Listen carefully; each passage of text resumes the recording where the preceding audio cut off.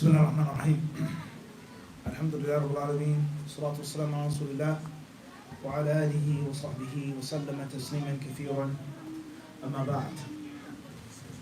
Assalamu alaikum wa rahmatullahi wa barakatuh. To all of the young brothers and sisters here in attendance, and to the other brothers and sisters, old and young, who are listening and watching in the different parts of the world, I greet each and every one of you with the greetings of Al-Islam.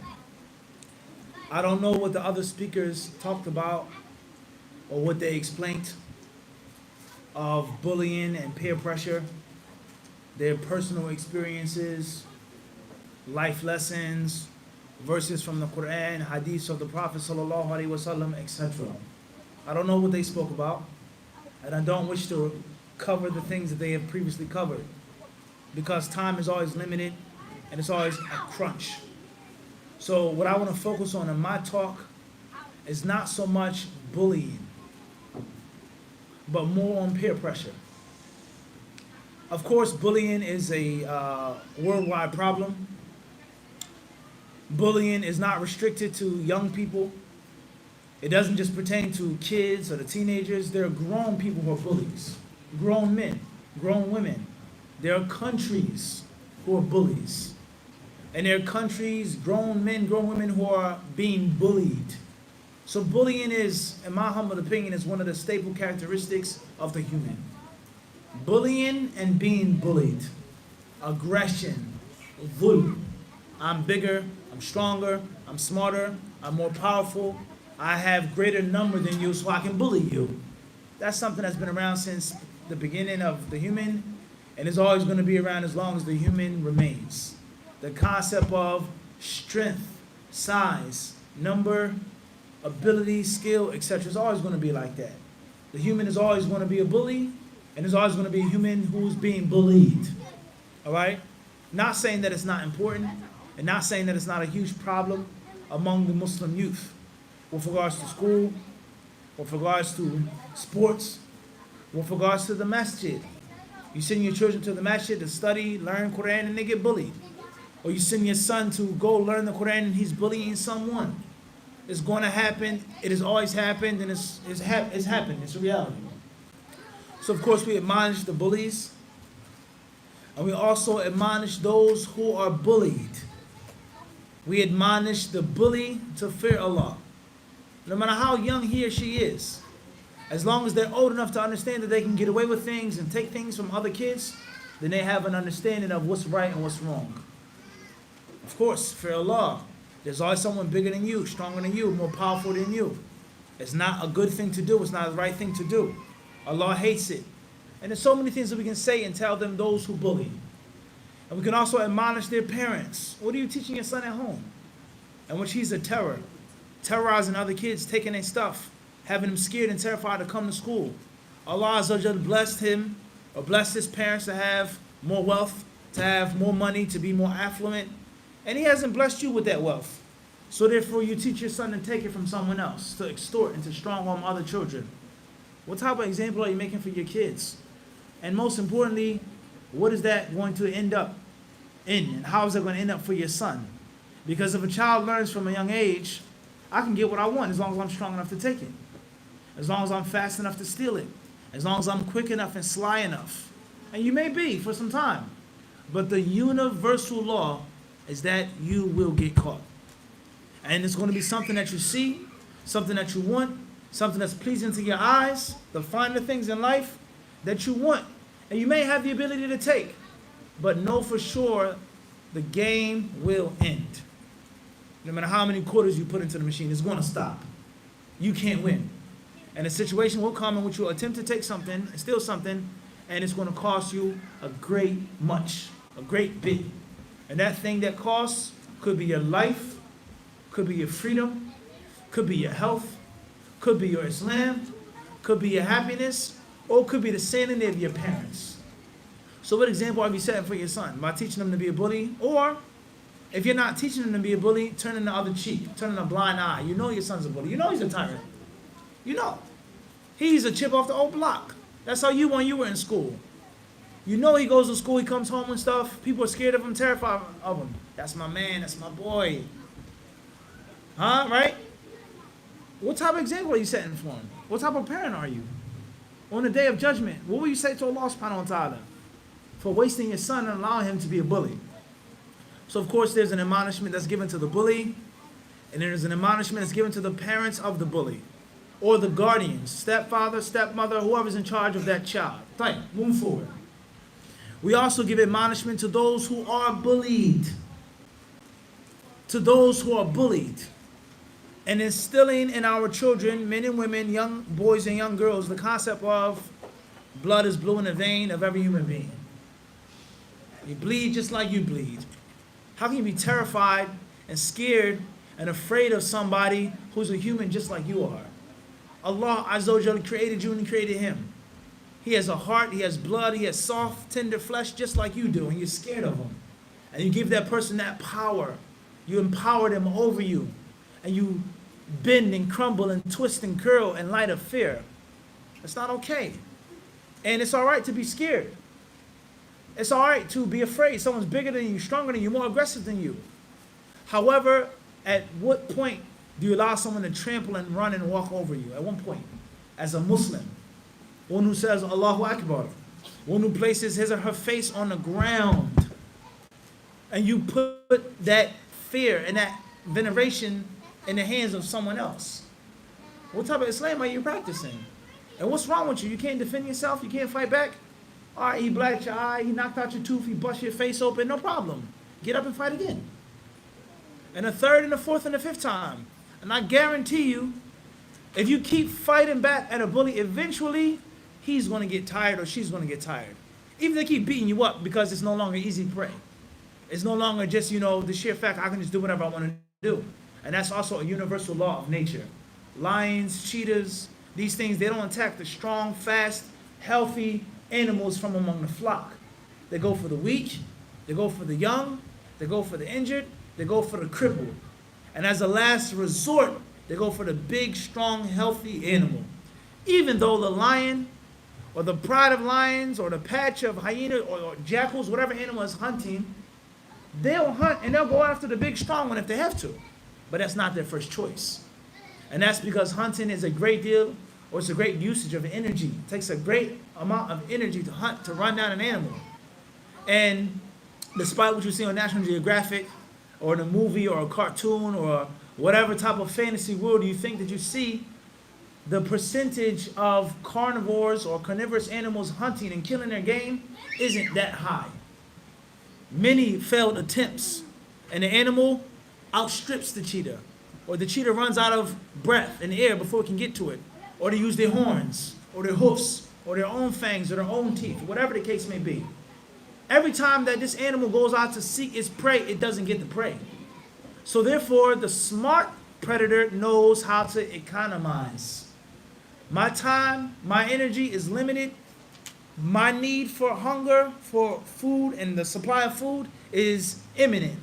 So therefore, it only makes sense for me to go after the weak, simple, easy prey. I can catch it if I wanted to, but that's a waste of time and energy. So let me get the simple, easy prey. So the sheer fact that if you allow someone to keep bullying you, and you don't fight back, you don't put up no type of fight, even if they keep beating you up, then the bully is no longer at fault. Now you're at fault. And that's because the bully doesn't want to go through a fight and a struggle to get what he wants. A stubborn fight. They don't want to go through that, even if they have the ability to go through it. Number two, due to the fact that you may have the ability to beat up the bully.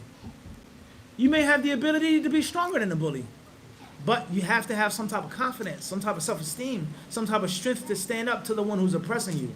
And if you don't do anything, say anything, bite, scratch, kick, don't do nothing, and you allow them to just run over you, the bully is no longer at fault, but you're at fault.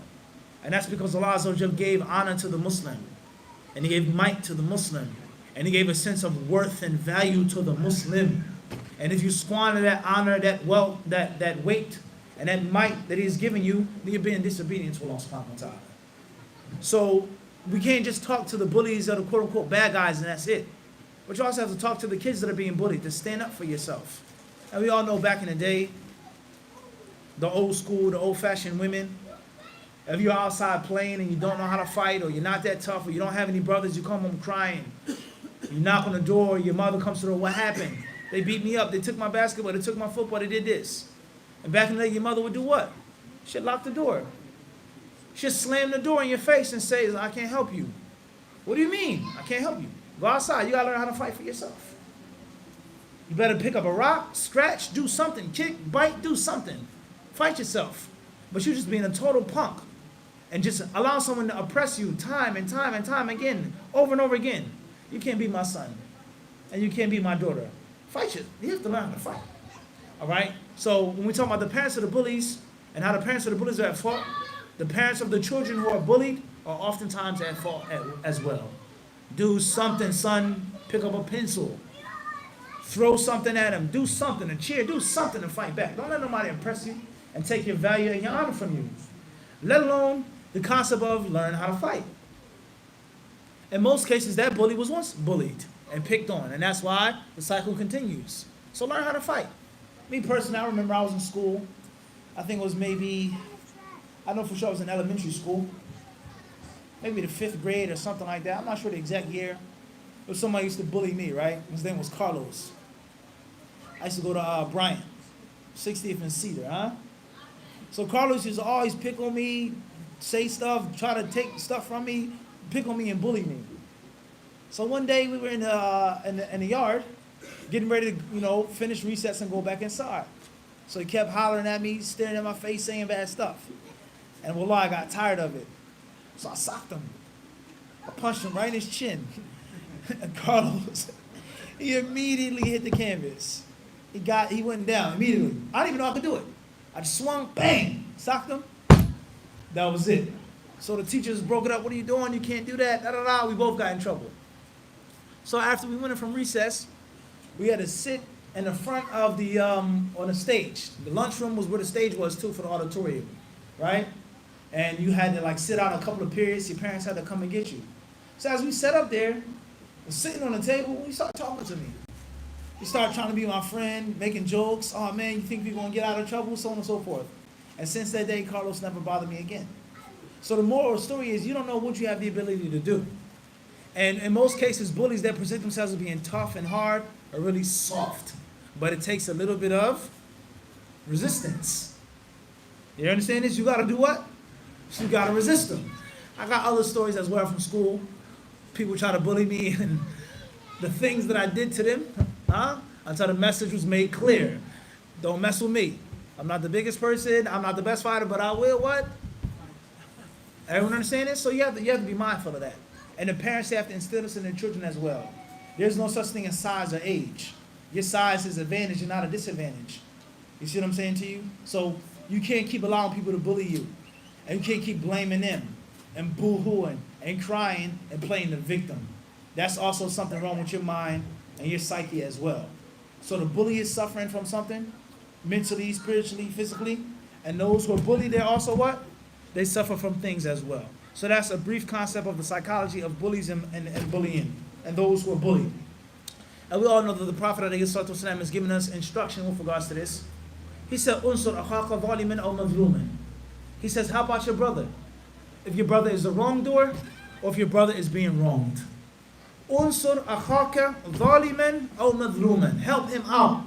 If he's being wronged, then support him physically. Be there for him.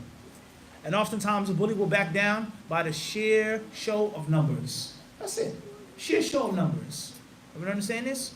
Oh, the Prophet ﷺ, when he said this, the companions, they says, okay, oh Messenger of Allah, we clearly understand how to help the brother who's mazloom, who's wrong. But how are we helping the zalim, the wrongdoer? What are we to do with him? And he told them to stop him from being a zalim, a wrongdoer, a bully. All right, so that's done for now. What I want to focus on is peer pressure. That's what I want to focus on, is peer pressure. And the concept of peer pressure.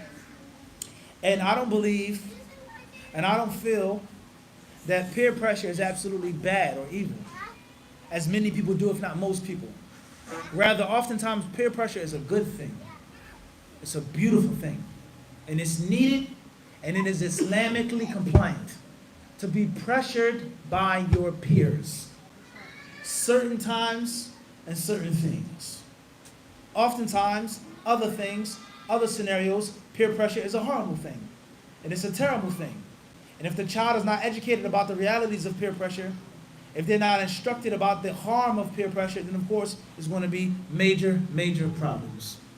So the Messenger of Allah, alayhi salatu wasalam, he tells us, and the famous hadith of Abu Musa al-Ash'ari radiyallahu anhu, collected by Imam al-Bukhari and collected by Imam Muslim, مثل الجليس الصالح أو إنما الجليس الصالح والسوء كبائع المسك أو كحامل المسك ونافخ الكير. He says that the good friend and the bad friend is nothing more than an example of someone who sells perfume, someone who smells sweet, fine things, and someone who's rough and tough and gritty, someone whose work, whose job, whose occupation is a real man's job, a blacksmith, an ironsmith. You think burning and banging is hard and it takes a lot? You sweat, it stinks, and it smells. You have to bang and clang. That's only a small percentage of the job of the ironsmith. Do you know how much is needed to collect the necessary coal for the forge? How much preparation is needed? The design, the skill, the apprenticeship that comes in, you just picking up a tongue and a hammer and having an anvil. And that's why swords, picks, axes, hoes, these things back in the day, farming equipment, tools of war were very valuable because it took a long time to make it. It took a tremendous amount of time to make it. And this is one of the causes of the First World War. If you read the books of history, you'll find one of the causes, and it's not mentioned but so much, and we know that the First World War was a tremendous changing point in the history of humanity, of the modern world today, World War I. World War I, to this day, we're still in the light or in the darkness and the shade of that war. And one of the reasons behind World War I was the Industrial Revolution. The Industrial Revolution. In which it took me a month to make this thing. A year to make this thing. A week to make this thing. Years of study to make this thing is now produced in a factory with a machine. And not only do they make one in a day or an hour, but they're making 100 of them in 1 hour. And it takes me a whole month to make one. So all those people who enjoy the skills of being craftsmen, making things by hand, they now felt themselves out of jobs. Or they now felt themselves in less demand. And that was a huge problem. With regards to money and wealth and power and status, it was a major shift. It was one of the causes behind the First World War. So the point I'm trying to make is that being a blacksmith is not an easy job. It's a serious job. And selling perfume, selling oil, could take hard work, could take sacrifice, could take skill, but it's a world of a difference. Everyone likes sweet smelling things, aromatherapy. And no one likes burnt, black, clang, bang. So like night and day. The Prophet says this is the example of a good friend and of a bad friend. And obviously when we talk about peer pressure, we can't just talk about don't listen to no one, don't let no one tell you to do the wrong thing, don't let no one force you into don't. Yani, what good is it me telling my son don't be pressured by your peers if my son has bad peers? You hang around bad people, low people, base people. Of course you're going to be influenced by them. Of course it's going to rub off on you. So we talk about a boat that has a hole in it, and it's water gushing in, pouring forth, and I take one small tiny bucket and try to pour it out. The ratio of the water pouring in is totally superior to the ratio of me what? Throwing out. It's not going to work. You're wasting your time. So when we talk about peer pressure, if you do not discuss what type of friends you're supposed to have, what type of friends you have to have, what type of friends you're not supposed to have, what type of friends you cannot have, you're wasting your time. You agree to this, Solid? You're wasting your time. Because if you hang around people that smoke weed, or chase girls, or drink, or steal, whatever they're doing, there lies no doubt it's going to wear off on you on one level or another. Whether you're a strong-minded person, and of course if you're a weak-minded person, then khalas, forget about it. If you're a simple-minded, tag-along follower, you're done. They're going to swallow you whole. You're not even going to think about it. But a child that comes from a good background, a child that has a strong mind, that has the qualities of manhood and womanhood instilled in them, they're going to at least hesitate to do the bad. And we're going to talk about how a bad person, or how a good person becomes bad, and how bad becomes ugly. The good, the bad, and the ugly. Everyone understand this? So therefore, the Prophet ﷺ, he says that the good friend and the bad friend is like two men, two people, in which there's a world of difference between the two occupations. A world of difference. Someone who smells cologne and someone who's an ironsmith. So what do you get from the cologne seller, the perfume seller? The Prophet ﷺ, he says, إِمَّا أَن يُحْذِيَكَ وَإِمَّا أَن تَبْتَعَ مِنْهُ وَإِمَّا أَن تَشُمَّ مِنْهُ رِيحًا طَيِّبَةً. One of three things is going to happen from hanging out with a good person or with good company. Number one, إِمَّا أَن يُحْذِيَكَ. Here, take this. You like this? Take this fragrance. How's this? That's nice, right? 2 for $10. I got it on sale right now for such and such. It's a right? How many times you walk into a department store, you go to Macy's, right? You're trying to get to the other side, the women's side, the men's side, or you're looking for shoes, or you're looking for a blazer, and you walk by the perfume section, the cologne section, and you stop and you do what? You'll buy it. Did you go to Macy's looking for cologne? No. Is that cologne a part of your budget? No. But it smells so nice, the deal was so sweet, and the fact that they gave you something for free. Oh man, that is nice. I got a special promotion today. All right, you'll buy it. And if you don't buy it, at least you get some what? For free. That Azaro or whatever fragrance you wear, right? It may stay on your clothes for what? For the rest of the day. How much did you pay for that? You ain't pay nothing for it. And that's a benefit. So you go with your friends, you go see your wife, whatever the case may be. Oh, what's that? That's nice. I got it for free. Alhamdulillah. And if you don't get nothing for free, and or a real proper translation of this, listen carefully, is because in most cases when you buy some cologne, you buy it after you've what? Got some what? For free. Everyone understand this? In most cases you buy it after you what? You sample it. So the Prophet says if you don't get nothing for free, meaning that's it, then you'll do what? You'll buy some. Him helping you out is a benefit. How many people sell cologne? You can go online and buy cologne, but they may not have this exclusive size. This exclusive one, you can't find it no more. Or the stuff online is the fake one. You can't find this one no more in the stores. Macy's, they discontinued it. Whatever the case may be. So it's a benefit of you buying from him, right? It's not a waste of time. And if you don't get something for free, you don't buy nothing from him, then at least, oh, that's nice. I'm going to check you out. I'll be back. I'm coming right back. When I get paid, I'm going to buy some cologne or buy some perfume. In other words, the Prophet is telling us with a good companion, you cannot what?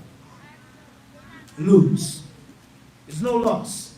So this Muslim, this pious, righteous Muslim that comes from a good family, he taught me the Quran. Or I taught him the Quran. Or at least we compete with each other and we review the Quran with each other. He taught me how to play this sport. He taught me how to study and how to get grades. I helped him out playing basketball, whatever the case may be. You can't lose from a good companion. And the same applies to the pressure of that peer. Come on, man, let's go to the mosque. Nah, man, I'm going to go. No, let's go to the mosque, man. Come on, you're going to like it. Trust me. Nah, I'm going to. Come on, let's go. Is that not pressure? That's pressure or not? That's pressure. Is he not your peer? So is peer pressure always a bad thing? No. Let's go learn this surah. I don't understand this. I had brothers like this when I was in school. They would say, come on, Muhammad, let's go to the mosque. You got to learn this. You got to put your pants above your ankles. You got to learn tajweed. Wallahi, there are many brothers like this. They would come to West Philly. They would come to Sear. They'll be outside in the playground, whatever the case may be, and they will be reciting the Fatiha. Walking up and down the street reciting the Fatiha with jeans cut and the New Balances, right? You know what I'm talking about. You know what I'm talking about. Remember young brother Nadir? All the time. And he used to always say, come on, man, let's learn this tajweed. Muhammad, you got to learn tajweed. Let's go to this mosque. Let's do this. Let's go here. Everyone understand this? And wallah, I benefited from that. So the concept, the peer pressure is always negative and bad, 100%. We don't agree with that. Some pressure by a peer is what? Is good. But that can only be implemented if the pressure is from a positive peer. Everyone understand this? Then the Prophet ﷺ, he says, and the bad companion, the evil companion, the companion who isn't good, kel haddad, or kanafikhil kir. is like the ironsmith. What does the ironsmith do to you? إِمَّا أَن يُحْرِقَ ثِيَابَكَ. If you get too close, the sparks will fly and it'll burn your clothes. وَإِمَّا أَن تُشُمَّ مِنْهُ رِيحًا خَبِيثَةً. He says, if you don't get burnt, then it stinks. No one likes the smell of iron and sulfur and these things. They don't smell that good in comparison to perfume. As far as if you like the smell of gasoline or firecrackers, that's a what? That's a different story. Yeah? Gas smells what? Smell good. Everyone understand this? Or if you're trying to get a sword made, you what? You love the smell of the iron, huh? Being put together. Everyone understand that? But in comparison to what? Perfume and cologne and what? That's not going to work. Everyone understand this? The concept of sweet smells. Everyone understand this or not? If you go home and visit your wife, you want your wife smelling like what? Iron and copper and what? Coal? Of course not. Everyone understand this? So the Prophet ﷺ, he tells us is that the bad companion is either going to hurt you and harm you directly, and if he doesn't hurt you and harm you directly, it's going to indirectly harm and hurt you. I.e., his badness is going to rub off and wear off on you. So pressure from that pair, of course, is a bad thing. Pressure from that pair is what? It's a bad thing. So before we even get into peer pressure, we got to understand is that you have to teach your children, and you also have to enforce and instill and regulate who your children hangs around. Then, of course, there are times in which you can't control it. Your kids are at school, and it has nothing to do with Islamic school, non-Islamic school, study, wherever they go. One way or another, they're going to find and come across some type of company. And if you go too extreme in sheltering your children, then they're going to suffer as well. My kids don't go to public school. They only go here. They only do this. They're going to suffer in other aspects that are necessary in life. So there's no way you can protect your child 101%. And as that wise man said, he said you can't protect them forever. He said, look at you, you turned out okay. Did he not say this? He said what? Can't protect them forever. No matter how hard you try, you can't keep your son 100% pure. He's going to come across it one way. Your daughter's going to realize what's in the real world one time or another. But you can teach them, you can instill in them, and you can enforce when they're young and under your guardianship. But when they start branching off, they become older, they have access to certain things, you can't do anything. But you can instill in them. So therefore, we can't begin to talk about peer pressure and the harms of peer pressure and the bad things of peer pressure unless we talk about companionship. Now, we have three main levels when it comes to a good, wholesome Muslim child choosing the wrong path. When it comes to bad companions. Three main levels, three main concepts. Number one is exposure. Number two is encouragement. And number three is graduation. Exposure, encouragement, and graduation. So, young Salih, or young Mas'ud, or young Fulan, whatever his name is, Salman, whatever your son's name is or your daughter's name, I taught them the Fatiha, Surah Al-Nas, Surah Al-Falaq, Surah Al-Ikhlas, Juz Amma. They learned the Seerah, they had the Aqiqah, the Tahniq, they were circumcised, they were given a beautiful name. I raised them as a Muslim. They come from a good, strong family. They never had to beg, they never had to go in the street, they never had to suffer like I had to suffer when I was growing up. Sleeping with your coat on. Huh? Wearing a snowsuit to bed because there's no heat in your house. Right? Eating a mayonnaise sandwich. Drinking sugar water. Not having stuff. Your father wasn't there, your mother wasn't there, both parents weren't there. You had to struggle living in this environment, living with roaches, rats, whatever you had to struggle with. You had everything from day one. All of the brand names, video games, you have all of that stuff. Did they have to suffer like we had to suffer? No. And on top of all of that, I taught you Islam. On top of all of that, I made your life fun and comfortable and easy. Why in the heck are you locked up? Why are you coming home with tattoos? Why are the police coming to my door? Why am I getting a phone call saying your son did this and your son did that? What happened? What went wrong? Because of those three levels. Exposure, encouragement, and graduation. As far as exposure, then the bad friends, they don't force your son to do nothing bad. They don't even put pressure on him yet. But they expose him or her. They teach them the life of having fun, or being cool, or hip, or whatever words you want to use. And be very careful, brothers and sisters. Perhaps later on we'll mention in the talk, there are many parents, they teach their children to make fun of being righteous and pious people. They do, indirectly. And this one who's righteous or wearing a thobe, he's a square. He's not cool, he's not fun, he's whack. He's boring, he's this and he's that. And being cool and being hip is having the most expensive sneakers, the most expensive this, the most flashy that, the most flamboyant that. That's being a cool Muslim. And oftentimes parents, they teach their children this indirectly, that you can have the best of both worlds. And you can do both things. And sometimes that's true. Islam and the Sunnah, it doesn't mean that you have to be a square, quote unquote, that you can't be cool, you can't be funny, you can't have a sense of humor. But at the expense of what?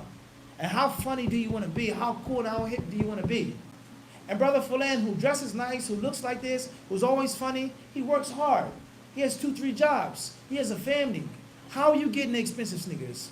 How are you getting the brand name stuff? How are you getting the expensive stuff? Where are you getting it from? So parents, like I said, they're the first line of defense, the parents, before the children. So the bad children or the bad friends, they make exposure. That's level number one. They expose the good kids to the fun life, the real life, whether it's cursing. They don't force them to curse.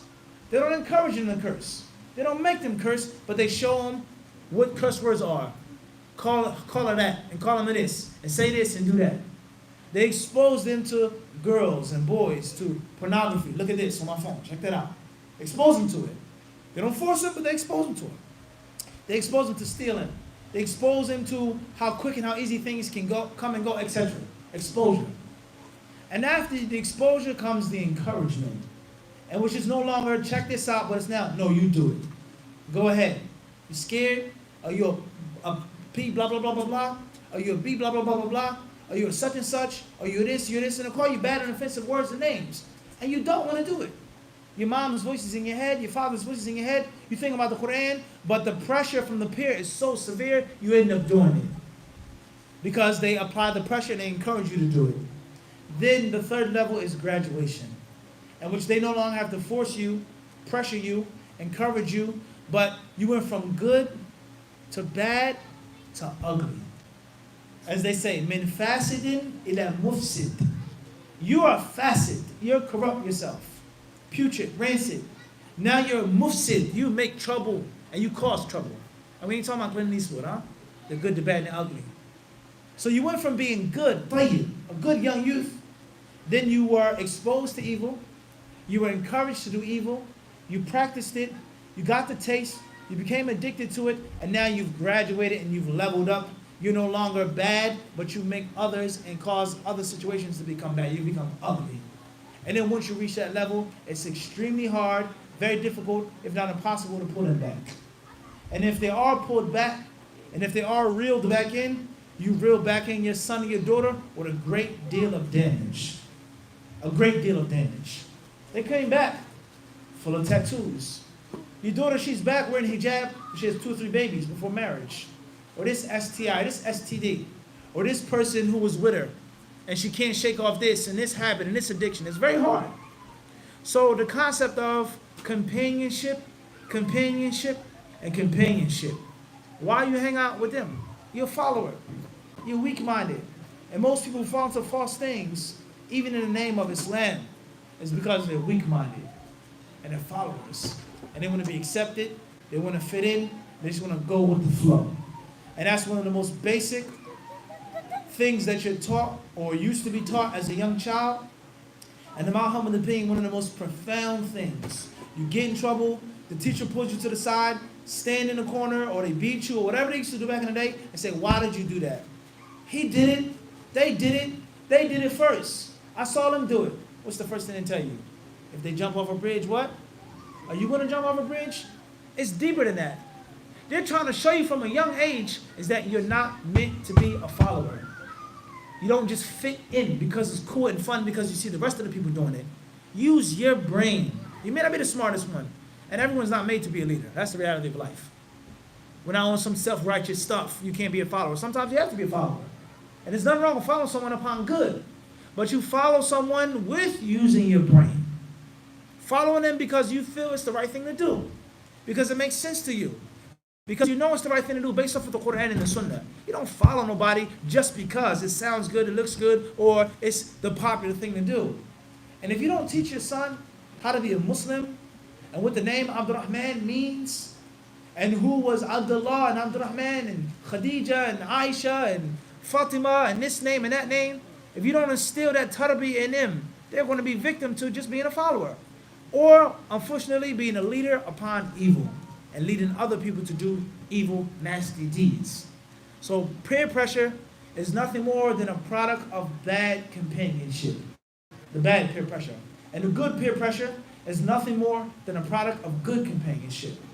So that's the message that I wanted to talk about, and I wanted to speak about first and foremost, is to try to get our kids to stay with good company and to avoid bad company, and to realize the rewards and the fruits of good company, and to realize the rewards and the fruits of bad company.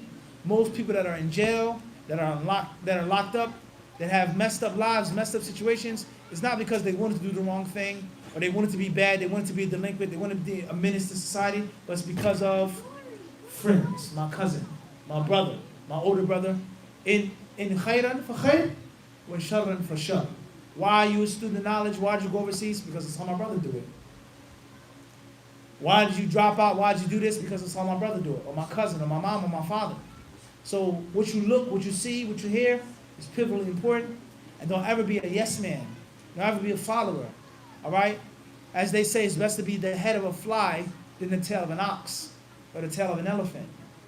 What's bigger? Of course, it's the tail of the elephant. It's the largest land mammal. It's huge. You can fit 1,000, a million, along all them heads of a fly, of a mosquito, and the tail of an elephant. But you're still a tail. You're still following. And it's best to be a leader, even if it's something small and simple, of a fly or a mosquito. So with that being said, that's my humble opinion on what comes first. Good companionship versus bad companionship is the foundation of peer pressure. Good peer pressure, bad peer pressure, and Allah Azza wa Jalla surely knows best. We ask Allah the Mighty and Most High to protect our children, to guide our children, to keep them upon the straight path. And those who have strayed from the straight path, we ask Allah to allow them to come back with minimal damage. Wallahu a'lam.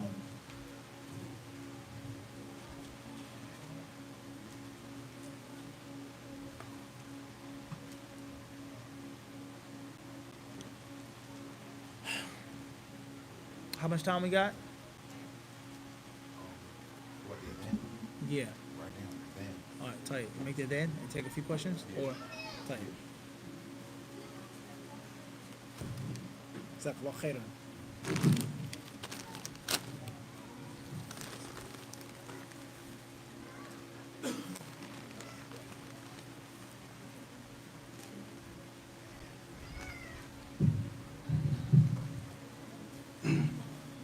الله أكبر الله أكبر الله أكبر الله أكبر أشهد أن لا إله إلا الله أشهد أن لا إله إلا الله أشهد أن محمدا رسول الله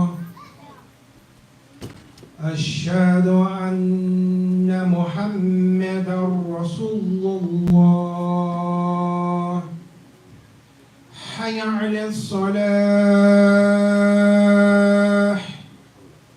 حي على الصلاة حي على الفلاح حي على الفلاح الله أكبر الله أكبر لا إله إلا الله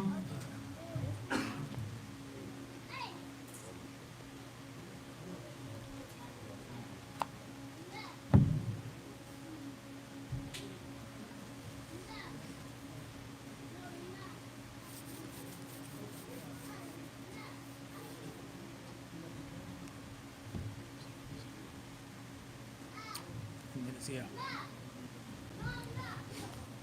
Bismillah. Question says, advice for preteen that watches inappropriate things on devices. Please explain the harms and dangers. Just ask your child, do they want to be a slave? Raise your hand if you want to be a slave, son or daughter. Do you want to be a slave of something or someone other than Allah, in which you no longer have control and power, and a thing or a person controls you, has power over you, forces you? Yes or no? You want to be a slave? Who wants to be a slave? You talk to your 10-year-old or 11-year-old, 12-year-old preteen. If you want to be a slave, no problem. You say, yeah, I want to be a slave, Abby, or me. Or like many kids today, unfortunately, they laugh at everything. And that's a problem that we have. Everything's funny. Children, everything is a joke. They crack up. You talk to them seriously, they laugh. All right, you think it's funny? No problem. Let's simulate slavery. Take off your clothes, take off your shoes, walk around wearing this. Go to sleep when I tell you, eat when I tell you, do everything when I tell you. You're going to go outside, and for a month straight, I'm going to take you out of school, and you are not going to see the sun from your bedroom window. Not in the morning or at night. How is that, you may ask? What do you mean? How is that? When you wake up in the morning, you make Salatul Fajr. So let's say you pray at 4 a.m. What time you got to go to school? Roughly is when? 7:30?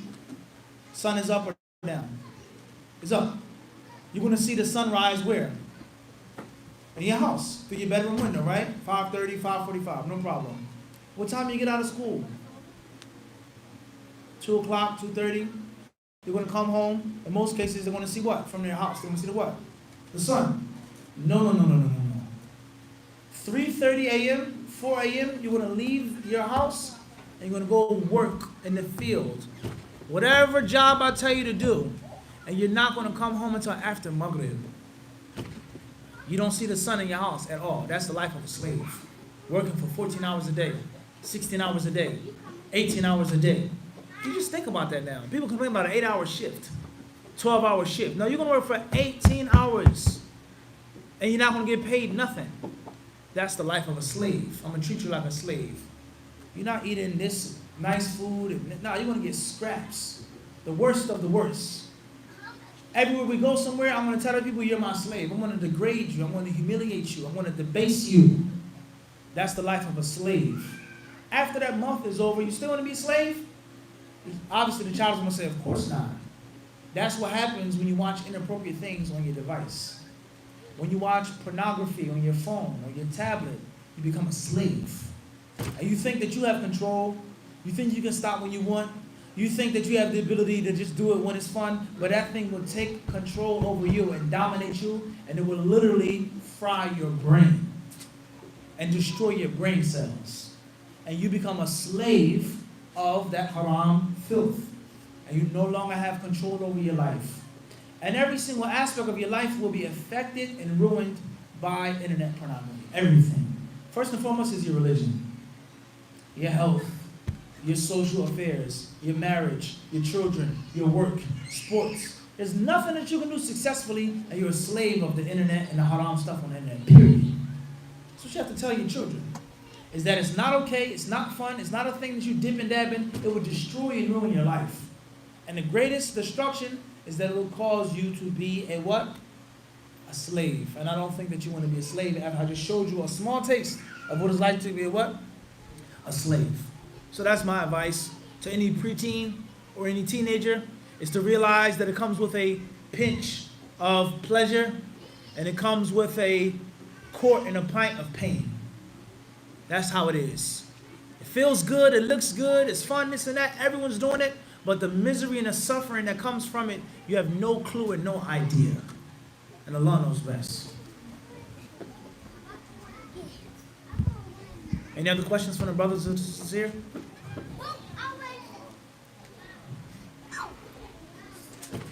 In regards to companionship, say for instance, you Muslims are corrupt. And Like, you know what I'm saying? The Muslims are corrupt. And you have the kuffar companions, companions that aren't Muslim. that aren't right? corrupt. That aren't corrupt. Clear. But in this type of situation, what would be your advice as in regards to in this type of situation? Repeat the question. Jazakallah khairan. Tell you. With regards to you live somewhere and the Muslims are corrupt, but the non-Muslims aren't corrupt. Which friends do you tell your children to take? The bad Muslims or the good non-Muslims, etc.? First and foremost is we have to understand something, is that when it comes to having kuffar friends and Muslim friends, it isn't an option. There is no choice. You are not allowed to have non-Muslims as friends and companions. They're not allowed to be your friends, your asdiqa and your akhillah. That's prohibited in the Kitab and the Sunnah. And that's the fundamental stable principle of al-wala' wal-bara'. Al-wala' wal-bara'. Love and hate, loyalty, association, closeness, and the lack of those things. This is the core fabric of al-Islam. The core fabric. And this is one of the most important lessons from the story of Ibrahim alayhi salatu wasalam. His father, his people, what did Allah tell us that He said to them?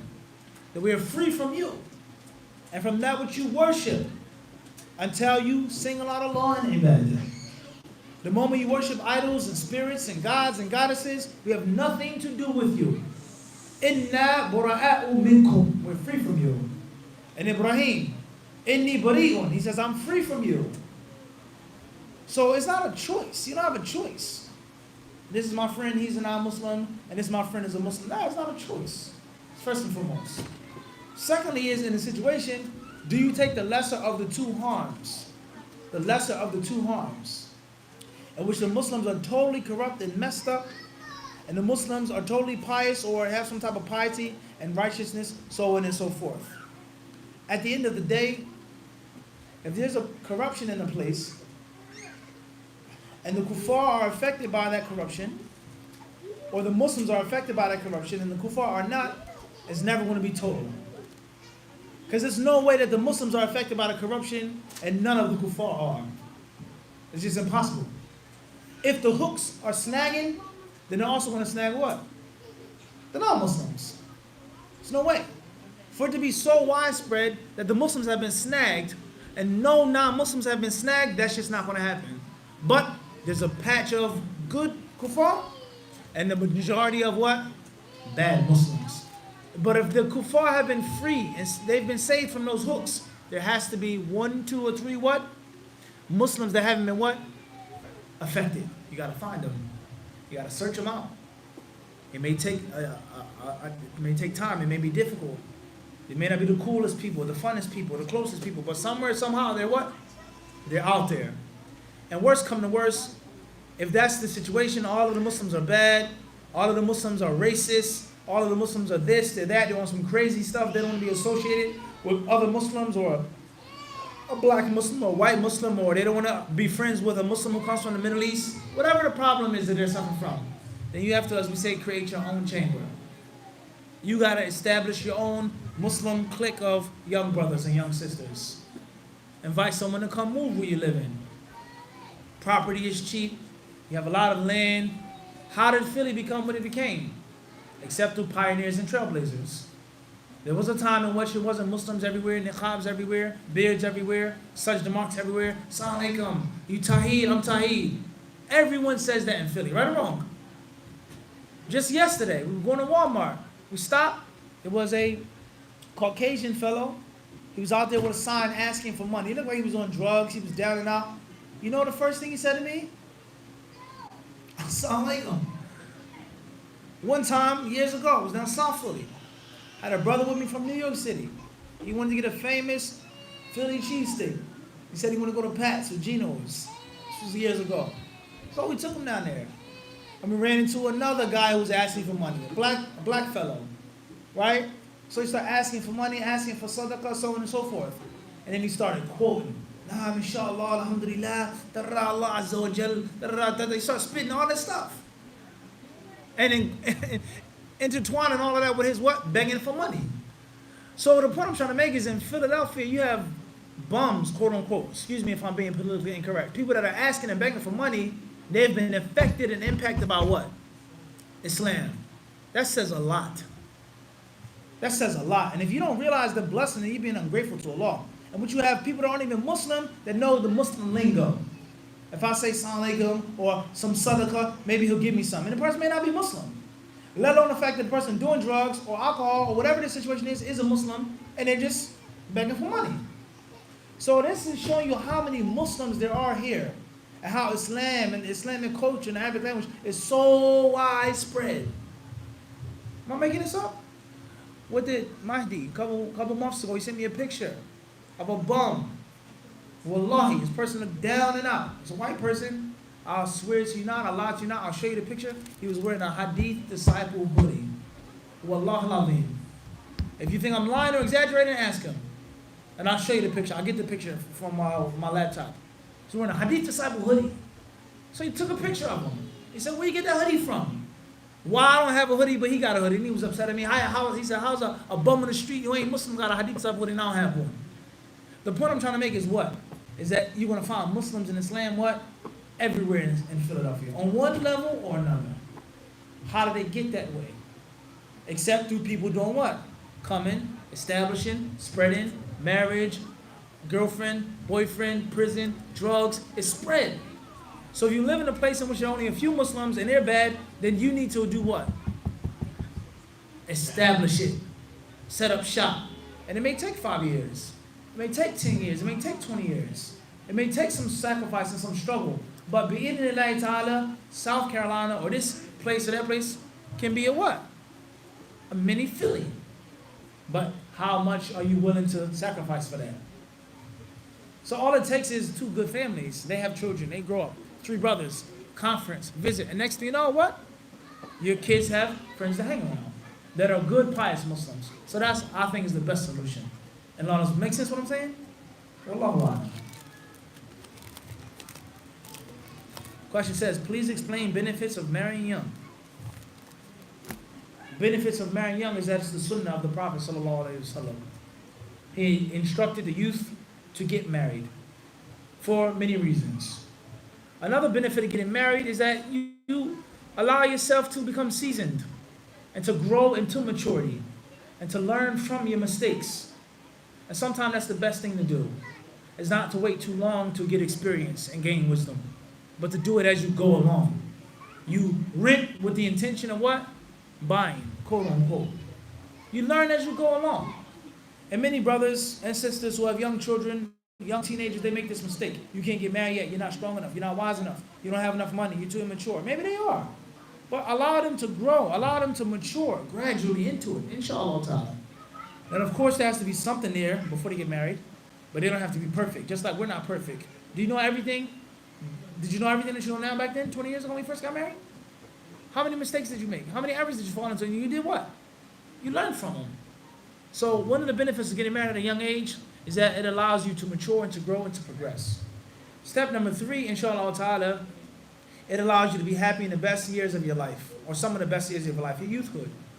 And if you're a woman, you have children, when your body is young and fertile.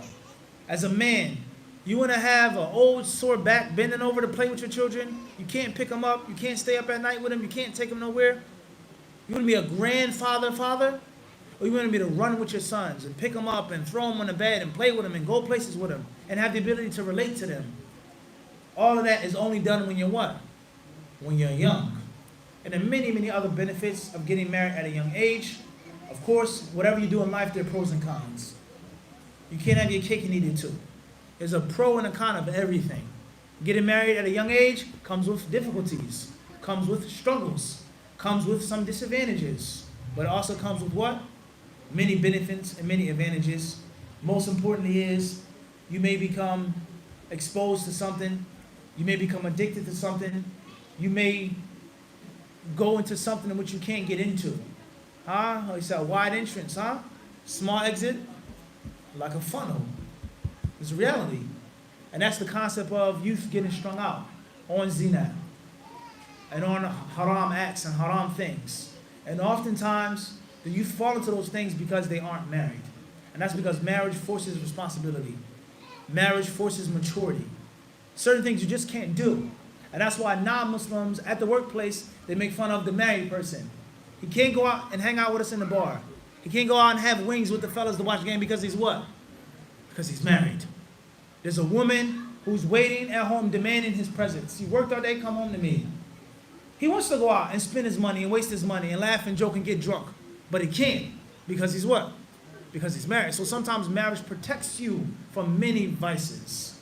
And that's something that you need from, as being a young person, is to be protected from a vice. And oftentimes you don't have the ability to stay away from it yourself. You may not be strong enough. You may not be. And there's nothing wrong with being protected from evil, even though you what? You wanted it. It's nothing wrong with that. And Allah knows best. Question from online. It's from Muhammad Salah, Farwaniya, Kuwait. Can you mention the benefit of making dua, of making wudu before sleeping to the disciples? Jazakallahu khairan. May Allah Azza wa Jal bless you. Making wudu before going to sleep is the sunnah of the Prophet alayhi salatu wasalam.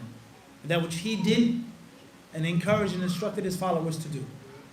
And of course, there's a spiritual benefit of being pure, being clean. There's a physical benefit. If the wudu doesn't hurt you, if it doesn't help you physically, it's not going to what? It's not going to harm you. Being on your skin, being on your face. All right? Ibn Qayyim rahimahullah ta'ala, he explained that before the servant goes to sleep, he should always go to sleep upon tawbah. Yanamu ala tawbah. And what tawbah could be better than making a perfect wudu and praying? And even if you don't pray, or even if you don't make the full wudu, just being in the state of consciousness of spiritual purity before you sleep. If you die in that state, what will happen? You may lay down and you may not be that sleepy at the time. And you made wudu, you didn't break your wudu. It'd be easy for you to get up and pray. Instead of, I'm in the bed, I'm tossing and turning, and I gotta get up and make wudu. So there are many benefits that come from making wudu before you do what? Before you go to sleep. Spiritual benefits and worldly benefits. Most importantly, that's the sunnah of the Prophet alayhi salatu wasalam. And he would go to sleep after making wudu, no matter what state he was in. Being with one of his wives or not. He would always make wudu at least. And Allah subhanahu wa ta'ala knows best. Question comes from Brooklyn, New York, from Rip Wright. If one is in wudu, but the time for wiping has ended, and I will be out and about, can I take my socks off and make wudu and put them on without ever breaking it? So let's understand this question properly now. A person is in wudu, right? The time for wiping has ended. Perfect. And the person will be out and about. Then can I take off my socks, make wudu and put them on without ever breaking it? I don't understand the question. Let's try to help me understand this question now. So he's outside, right? His wudu is not broken. Clear. 24 hours have passed. Whatever. All right. The time is done. Tight. No problem. He's going to be out and about, right? Tight. So can I take off my socks, make wudu, and then put them on without ever breaking it? What's the purpose? I don't understand. If your wudu is not broken, you pray. To refresh the timeline. That's fine. There's nothing wrong with doing that. Refreshing your wudu to refresh it, that's fine. The wiping over the socks, the correct view is that it ends with time, not with number of prayer. The numbers of salats that you make, but the actual time. 24 hours for a resident, 72 for a traveler. Once that 24 hours is up, you still have your wudu. Your wudu is not broken because the time is up. You just can't wipe over it again. So bi'idhnillahi ta'ala, as if he's asking, my wudu is still good, I want to make a fresh wudu and reinstate my mess. Khayr. There's nothing wrong with that, inshallah ta'ala, if I've understood the question properly. Hakida?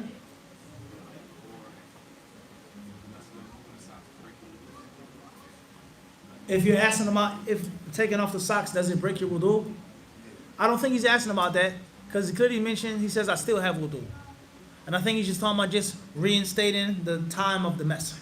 If that's what you're asking about, and if I've understood it correctly, then yes. There's nothing wrong with that. Bi'idhnillahi ta'ala. Wallahu alam.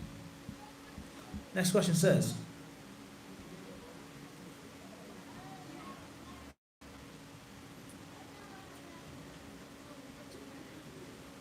Assalamu alaikum.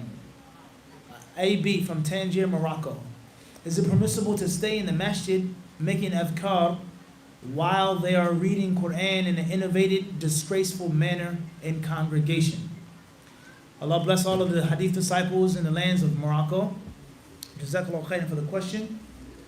If you've given them advice, if you've tried to enjoin the good and forbid the evil, they didn't listen to you, or they told you to be quiet, you're young, you're stupid, you're Wahhabi, you don't know, this is our culture, we're Malikis, we've been doing this for hundreds of years, who are you to come and tell us that this is a bid'ah, Imam Fulan said it's permissible, etc. If you've done your job, you've tried your best to advise them and make inkar al-munkar, and they still want to keep doing it, and it's the only masjid that's close to you or the closest masjid to you, and you're worshiping Allah upon the Sunnah by yourself, not sitting with them, there's nothing wrong with that.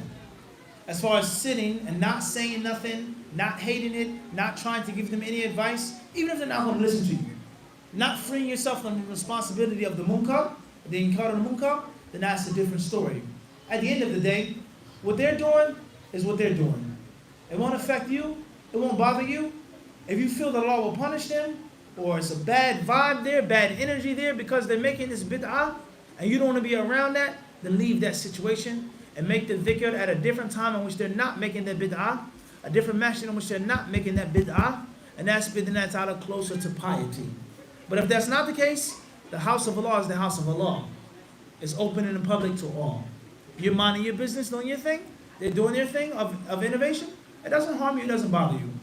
But if you don't feel comfortable, or if you haven't done what I just said, it could be a problem. Al-Muhim, innovations are widespread, unfortunately. Who's to blame for those innovations being widespread? The imams, scholars, students of knowledge, the general people. It is what it is. Try your best. Do the best that you can. Don't put yourself in a difficult and awkward situation. If they're not going to listen to you, you've tried, khalas, leave them be. You worship Allah, you practice the Sunnah, you implement the Sunnah. If you have the ability to guide one person, to advise one person, then you do that.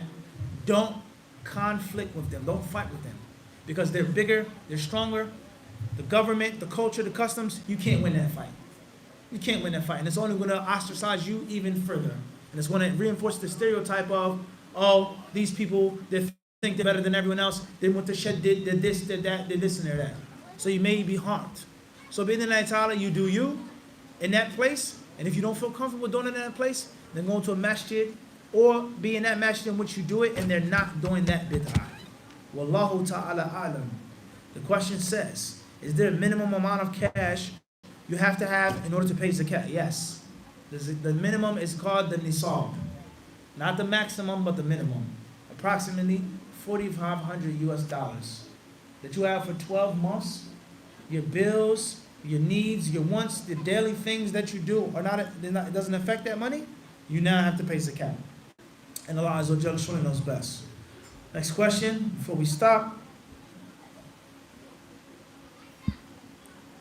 Question, what is the name of the red cap which Mufti often wears with white lines called? Haji cap. That's right. Jazakallah khairan. I like it so much, especially when Mufti wears them. It looks perfect. I wonder why doesn't he wear them these days? Because it's hot outside. I only wear the Haji cap in the wintertime or the fall, which is a little cool outside. If you want one, it's called a what? A Haji cap. If you can't find it online, inshallah, contact us. Maybe we'll be able to send you some in the mail or visit you and bring you some. Bi'idhnillahi ta'ala. Jazakallahu khairan. Thank you for the compliment. Assalamu alaikum. Hardy Muhammad from Ghana. Kindly visit our masjid in Ghana. Insha'Allah ta'ala. Bi'idhnillahi ta'ala, let's see what can be done. I would love to visit Ghana and the Muslims there.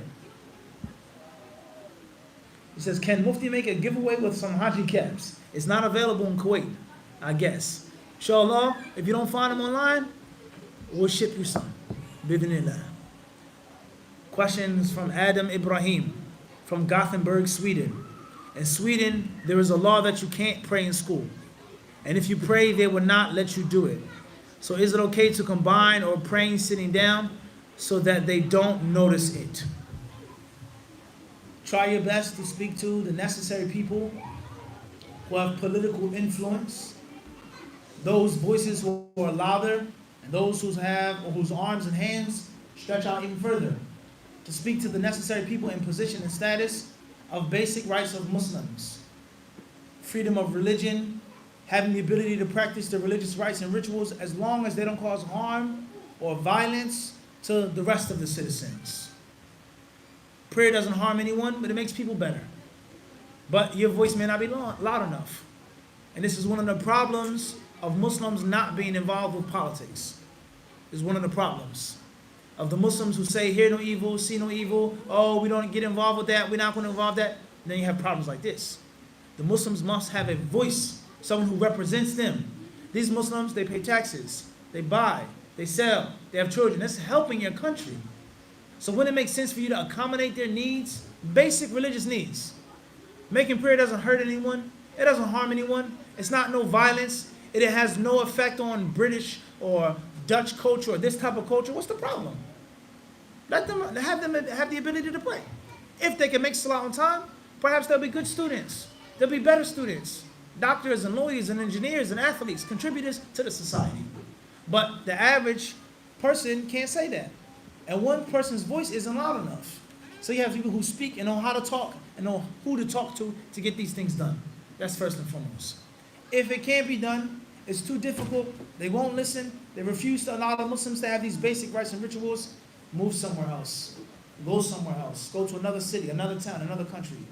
If that doesn't work, if that's too difficult, then there has to be some way, somehow, in which the children have some type of break, or the time of the prayers, the winter, the summer. There has to be some thumbscrew, somehow, in which there's a way in which you can make the prayer on time.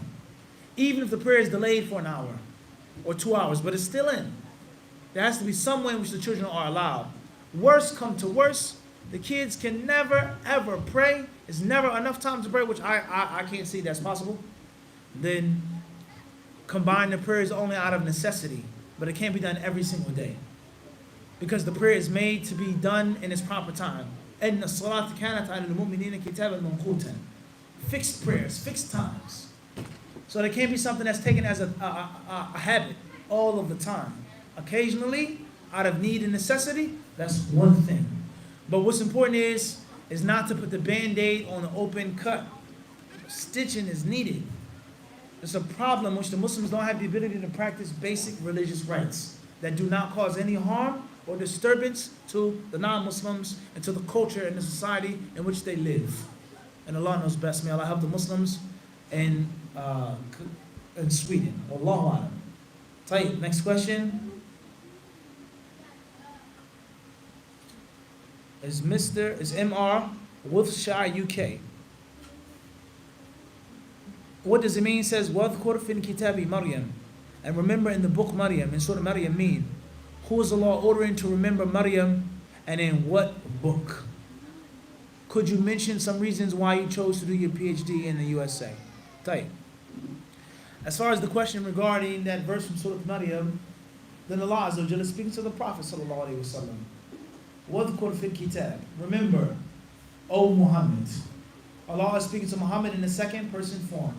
Remember in the book. As far as the book, then Allah Azza wa Jalla, He tells us, and He explains to us, نَحْنُ نَقُصُّ عَلَيْكَ أَحْسَنَ الْقَصَصِ. We give to you the best stories, the most authentic stories, the thoroughest of stories. And from those best stories are the stories of the prophets, the messengers, and the righteous. So the Quran is full of the information regarding the previous prophets, messengers, and the righteous. Men and women.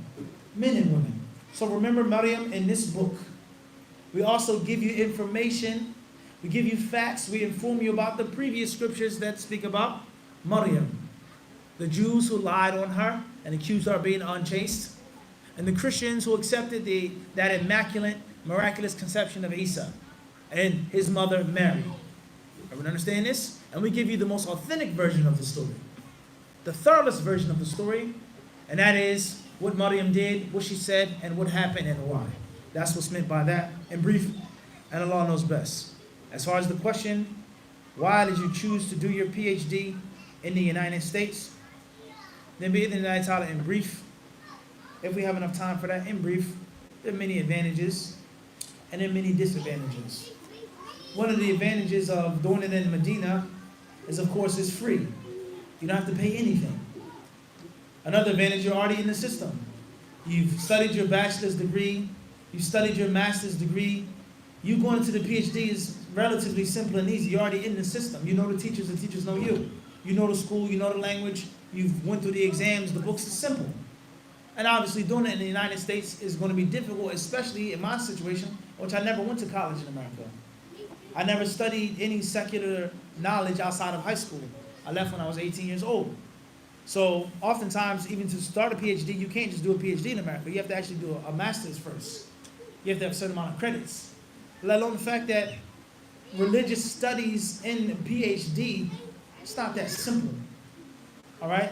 And I don't want to, open up the cans of worms or go too long, but the concept of doubting and questioning, that's how you study religion in a Western secular country, unless you study in a seminary in which they actually promote their strand or way of religion. And this is why many people, when they went and studied their PhDs or master's degrees, they moved on to academia, they erred from the path. And they were affected and they were inflicted and doubting and questioning everything. And of course, no one is going to say study a doctorate degree and just be a blind follower. Yes, nah. No, you have to know yourself. Certain things you have to question and dig and research and find. But there are certain things which are not meant to be questioned. There's certain things which cannot be questioned. And if you question those things, you will begin to have doubt about things which is very dangerous for you to have doubt about. All right? However, one of the benefits of doing a PhD or master's degree in the United States or the UK is that you learn academia in your own language. You learn academia in your own culture, and it's very different.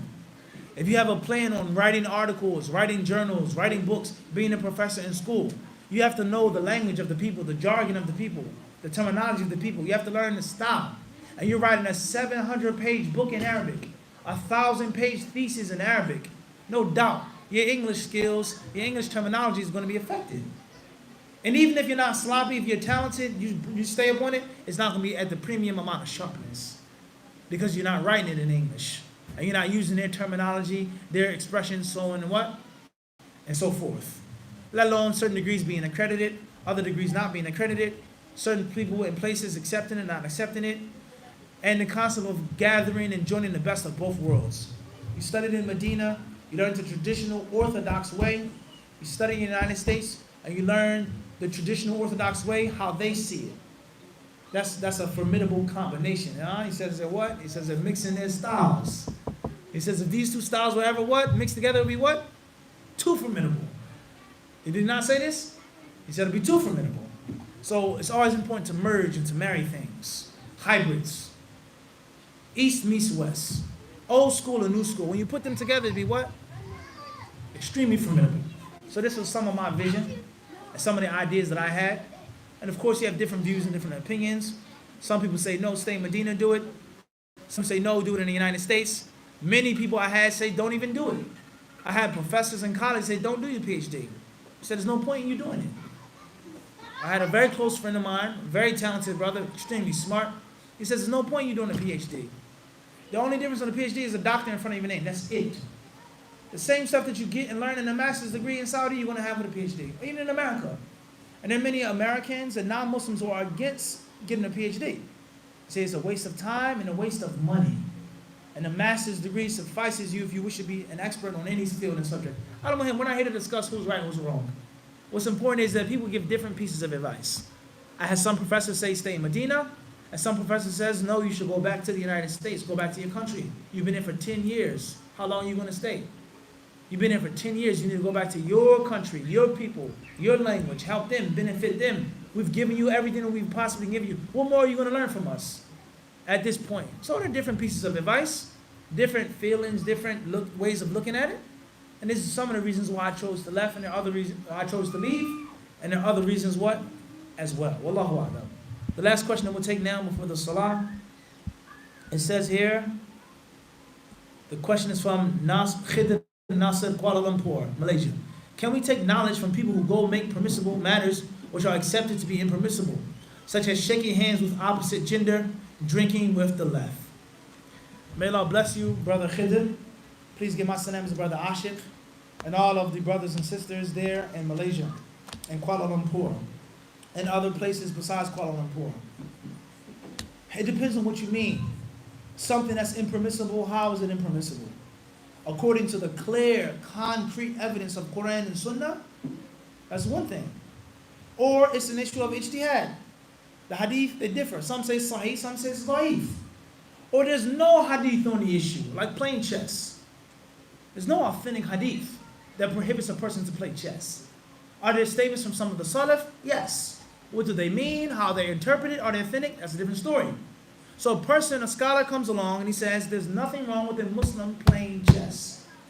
If you ask the average Muslim, the average scholar, what's the rule on playing chess? 9 out of 10 of them will say what? It's haram. There's no question about that. So this scholar says there's nothing wrong, rather it's recommended to play chess. Chess does this for you, it does that for you, so on and so forth, right? Has the scholar not made permissible something which the people deem to be what? Impermissible? So the scholar is now a deviant, you can't acknowledge him. It's not the same as something which is clear evidence from Quran and Sunnah stating that you cannot do this act or play this game. And even that can be interpreted. This hadith is interpreted a certain way. This hadith is different principles of fiqh. So it depends on what you mean. Someone comes along and he makes the haram halal. Not only do you not take knowledge from that person, but you may be aware of that person being a Muslim anymore. But that's not the same as the issue of ijtihad. A better example of this is the concept of mortgage, or leasing, or renting, or financing a car. A scholar says there's nothing wrong with getting a house on mortgage. Astaghfirullah, how can you say this? A'udhu billah, it's riba, it's riba. The scholar could say, that's fine, you have your opinion, I have mine. Mortgage is not considered riba. It's a fixed amount. It's universally accepted worldwide. Giving and taking a percent of interest. Usury is clearly haram. That's a major sin. That's destructive. It's hated by Allah. Non-Muslims themselves are against usury. A scholar could say this. He could be right or he could be what? Wrong. That's not the same as him saying riba is halal. Riba is nothing wrong for riba. That's a problem saying that statement. That person's Islam, let alone should you even take and study knowledge from a person like that. But that's not the same as the issue of ijtihad, in which they're differing on the what? The application of the ruling and of the text. And the same applies to taking pictures and making videos. Is there any doubt that the Prophet ﷺ cursed al-musawwirin? He cursed those who make taswir. There's no difference of opinion. There's no doubt about that. It's a major sin to make taswir. But is a video camera meant by that what? That hadith. Or sculpting and painting. Different ways of understanding the text. The Prophet ﷺ, he told the companions not to pray unless they were in Bani Qurayza. لا يصلين أحدكم إلا في بني قريظة. Some of the companions understood to miss Asr. Don't make Asr and pray when we get there. They took the literal approach. And other companions, they said, no, the Prophet never ever wanted us to miss the Salah. Abadan. It's ludicrous. Men taraka al-asra faqad habita amaluhu. The Prophet says in another hadith, he who leaves off Asr has lost his deeds. But he only wanted us to do what? To hurry up, to rush and to hasten. I.e., make it to Bani Qurayza before the sun sets. Whip your horses, kick your horses, yell, move, go, hit your camels, hurry up, don't cruise. And the Prophet ﷺ, he criticized what? Neither of the two parties. He didn't criticize those who took it for the literal meaning or those who understood it in a different light. So there's a difference between directly disobeying, directly going against the text, and having an interpretation, having a room, let alone the fact that many things that we've been taught and that we have been educated are wrong. And that's the necessity of doing what? Emptying out the cup. All along this hadith that you've been here for 20 years, 30 years is bogus. This hadith is totally weak. The Prophet never said this. The Prophet never did this, but that's how you were taught. So a scholar comes along and he says, you're allowed to sit like this. You're allowed to drink like that. You're allowed to pray like this. And he says, oh, he's a deviant, it's crazy, we can't learn from him. No, empty your cup. And maybe that scholar is following the true Sunnah. And this scholar is what? Following something which is tainted. So it depends on the issue. How do you know who to follow, who to listen to, unless you yourself learn and study? And do not be a yes man. Learn and study. Learn the basic principles. Learn the simple text. Memorize the basic things. Read the classical traditional texts. And that will minimize, not eliminate, but it will minimize the confusion of the khilaf. And the moment that you're not willing to sacrifice and struggle and learn Arabic and learn Quran and learn usul al-fiqh and learn usul al-hadith, if you're not willing to struggle and to sweat, you don't have the right to want to free yourself from the confusion of the khilaf. The fiqh khilaf and the khilaf on who's a deviant, who to take from, who should we learn from. This scholar does a conference here, we don't listen to him. You don't have the right to want that unless you're willing to do what? Struggle and learn a little bit yourself. Listen to these golden words, brothers and sisters. If you're not willing to sacrifice something to learn the basics, to help you navigate through the confusion and minimize it, you can't complain about it later on. Allah Azza wa Jalla knows best, and with Him is all success. Sallallahu alaihi wa sallam wa barak ala abdihi wa rasulihi nabina wa imamina Muhammad.